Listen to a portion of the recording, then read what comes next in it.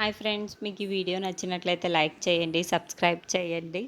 పల్లవి వాళ్ళ అమ్మవి దగ్గరికి వచ్చి చాలా కోపంగా వచ్చి, ఏంటి నువ్వేం చేస్తున్నావో నీకు అర్థమవుతుందా?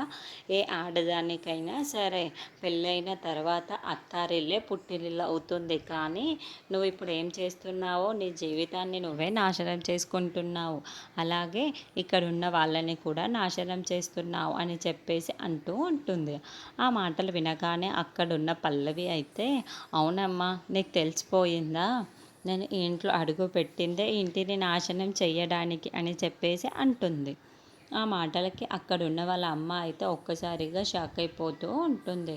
ఇంతలో అక్కడున్న వాళ్ళ అమ్మ అయితే, నేను ఈ ఇంట్లో ఉన్న వాళ్ళకి మొత్తం ఈ విషయం చెప్పేస్తాను అని చెప్పేసి వెళ్తూ ఉంటుంది.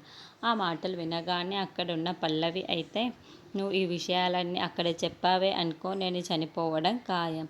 తర్వాత నువ్వు నా శవాన్నే చూసావు అని చెప్పేసి అంటుంది. ఇంతలో అక్కడున్న వాళ్ళ అమ్మ అయితే చాలా బాధపడుతూ ఏడుస్తూ ఉంటుంది.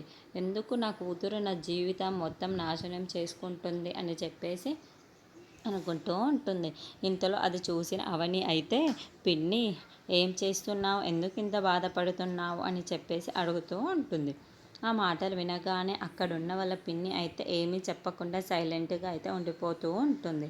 అది చూసిన అవని అయితే, నాకు తెలుసు పిన్ని, పల్లవి కోసం పల్లవి ఏం చేస్తుందో కూడా నాకు తెలుసు అని చెప్పేసి అంటూ ఉంటుంది.